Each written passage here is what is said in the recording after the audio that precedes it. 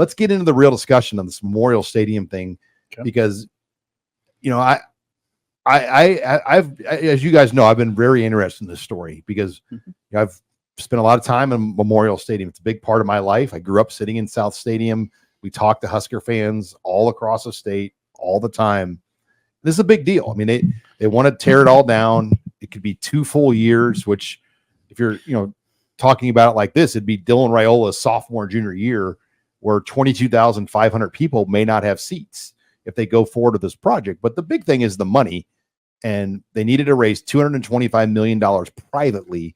They hired the Nebraska Philanthropic Trust to do that for them. They paid them $5.6 million to lead the fundraising privately, away from the foundation, away from the development office. And, you know, when Troy Dannon gets under the hood and learns some of these things, it's going to be interesting to hear what his thoughts are. Yeah, he doesn't. One thing we learned. We learned a lot today. And one thing we learned is that he needs to get up to speed on this project. He said, quote, and I love this, "I really don't know anything about it, quite honestly."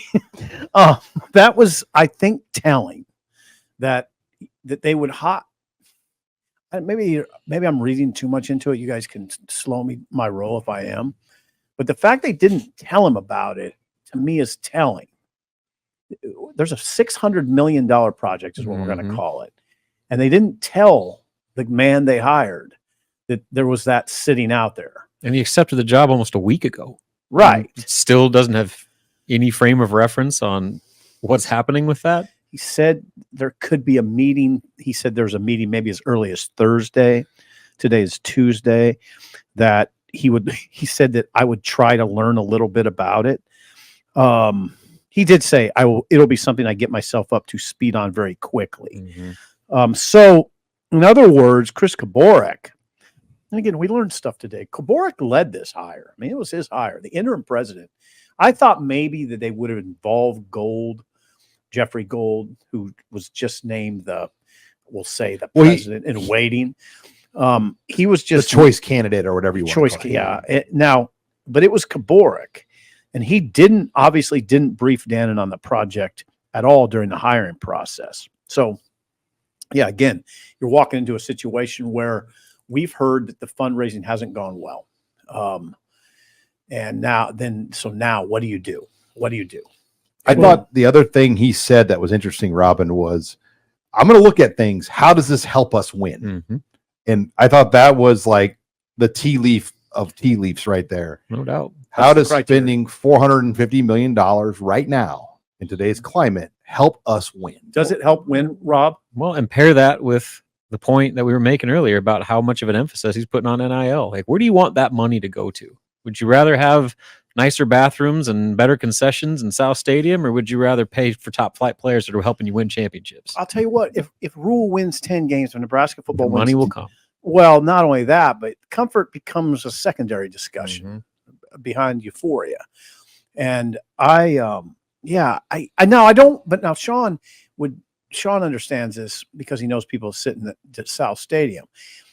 Fan comfort is important, and South Stadium's not up to date. It hasn't been up to date. Is there a way to address some of these things? Can you scale back the project is what I would recommend. Nobody's asked me, by the way. I would scale it back and maybe do what you can with South Stadium, maybe for $200 million. They want to connect the concourse, and I get that. Because right now, East, West, and North are connected. South is its own island. Maybe you could do that for $200 million. That's the problem. I don't know if you can, because it's not built into South. It's its own standing. And I don't know how. I think a lot of smart people have looked at this, and I don't know if it's possible. Yeah, and I think the infrastructure won't allow it. Well, Rob, back to the question. Does it help Nebraska win? Because he asked that question. He said that's the criteria you use with all your decisions. Does it help you win? I don't know that it does. It helps, long term bring people to games, because fan experience is a big part of it. Especially when you're fighting people that can sit on their couch in front of a 70-inch TV and not have to go through all the rigmarole of going to a game, and can just have a better game experience, you're competing against that.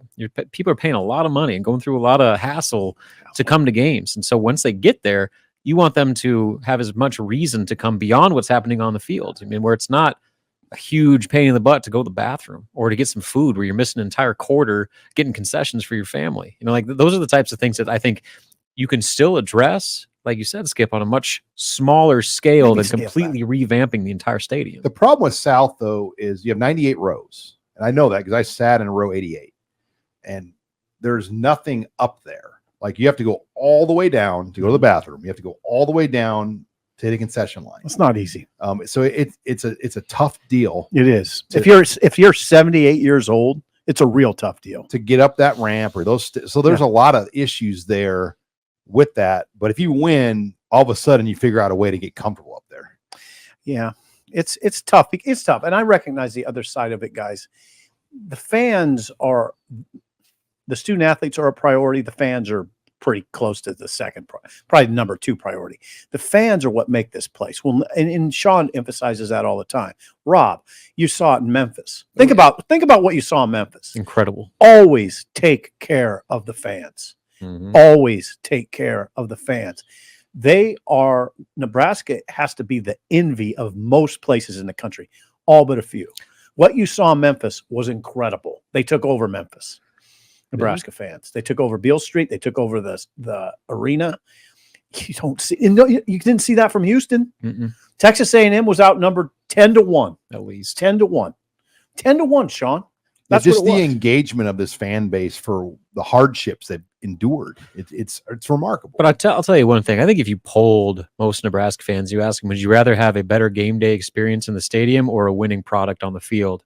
What's the answer going to be? Winning. So what is going to make that happen quicker?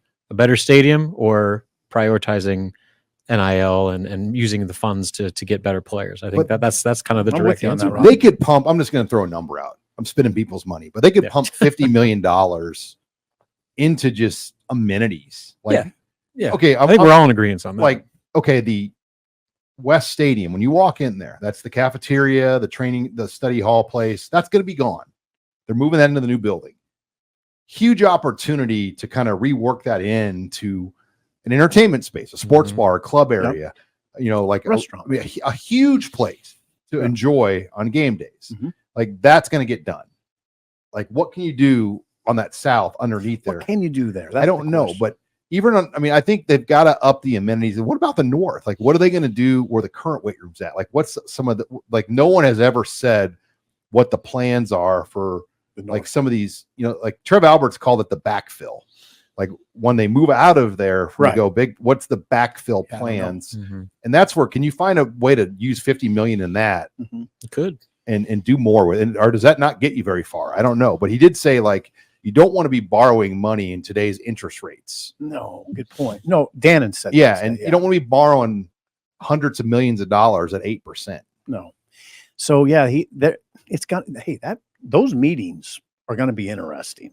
Boy, to be a bug on the wall on Thursday, to hear that initial reaction from Dannon or to see his face. Ooh. And now he has to know a little bit about it going in. But anyway, can you imagine the interest payments on like 7-8% or 6%? I mean, like on hundreds of millions. I mean, it'd be a lot. Yeah, and you got to be careful as an athletic department. They've never done that before. No, Nebraska's well heeled, but there's limits. I mean, there's limits to all this. And again, we can't emphasize it enough. There's sort of competing entities here. Do you give your money to the stadium project if you're a well-heeled donor, or do you give it to the NIL program? 1890.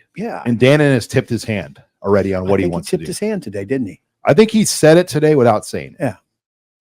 I don't think that's a bad conclusion you came to. What happened at Ole Miss with their pride, and I asked Trev Alberts this question the last time we talked to him on the show about Ole Miss shelving their stadium project. And he didn't want any part of that discussion. No, he didn't. And yeah, it's a bit of a conundrum. And now some people are going to say, I got to cover our backsides a little bit.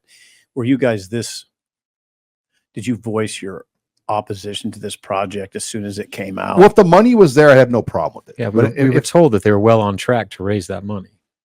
$225 million. Conversation has changed. Yeah, it's evolved. 225 million they have to get privately.